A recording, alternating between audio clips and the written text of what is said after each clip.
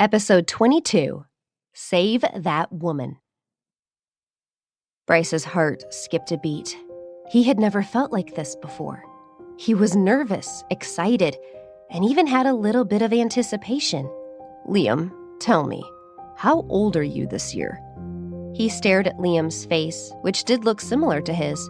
At that moment, he saw how surprisingly alike they looked. I'm 4 years old, Liam answered honestly. Bryce's eyes flashed. His parents had never seen him look like this. They looked at each other and were even more sure that their son was hiding something from them. When were you born? Which year and which month? He asked with a slight tremble in his voice. He's 4 now, he thought. Could it really have been that night 5 years ago? Liam had never seen his dad this nervous. Since he was young, he could only feel sorry for him without knowing the reason behind it. He lowered his head and thought for a moment before saying, I was born on November 5th. The light in Bryce's eyes dimmed. He shook his head in disappointment. The date of birth didn't match. He must be mistaken. He vaguely remembered that he and that woman had been together in March of that year, and Liam had been born in November. Plus, he and the woman had only spent one night together, so it was impossible for her to get pregnant that easily.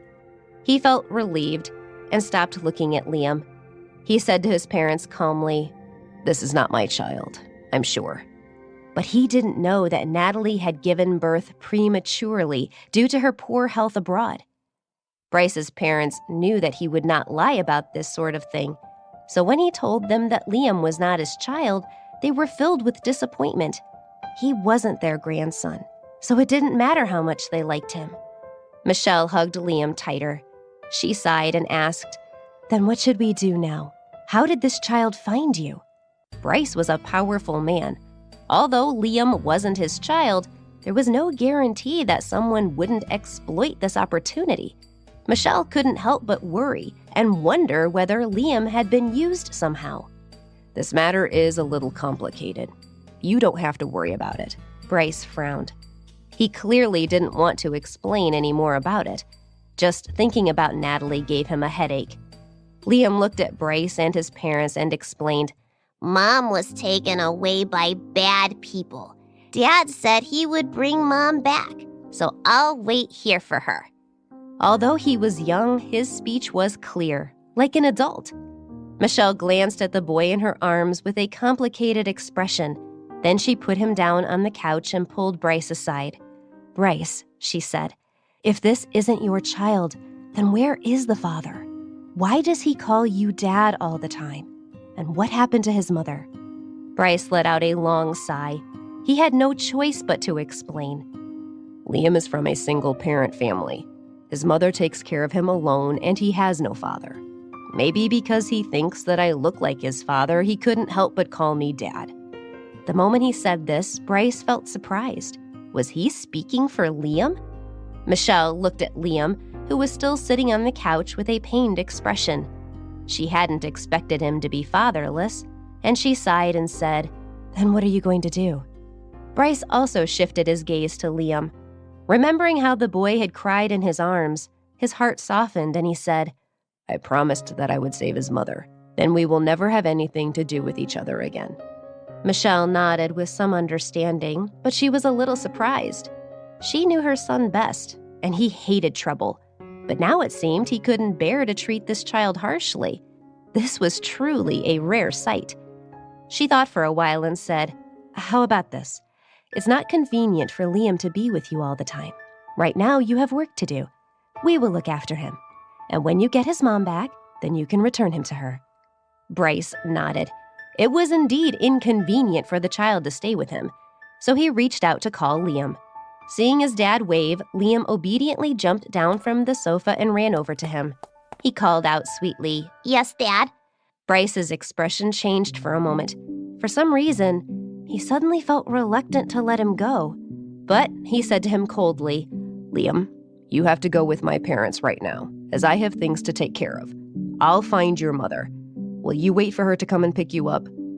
He didn't know that when he talked to Liam like this, tenderness was etched all over his face.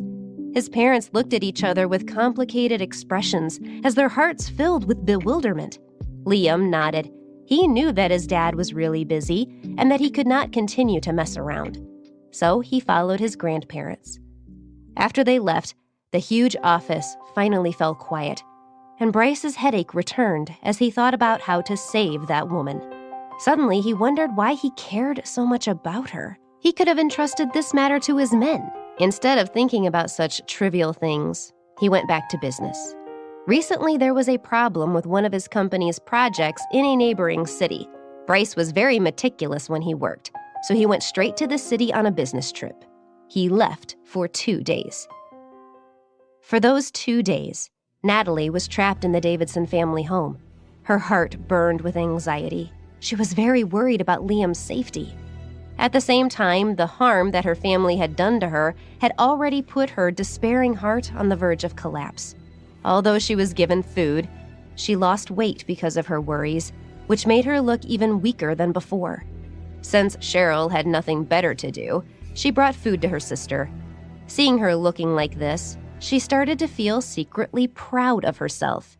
Natalie, are you still not going to contact Bryce? You look so skinny. Soon you'll become ugly. Even if you can wait, can Liam? He's probably starving to death right now. Hearing Liam's name, Natalie's dim eyes immediately regained their clarity. She looked at Cheryl furiously. If anything happens to him, I'll bury the entire family, starting with you. I hate you. I hate all of you. She wanted nothing more than to tear Cheryl to shreds. Unfortunately, she was tied tightly. Otherwise, she would have personally taught this little sister of hers a lesson. Full story is available at novelpalace.com. Click the link in the comment section to get it free.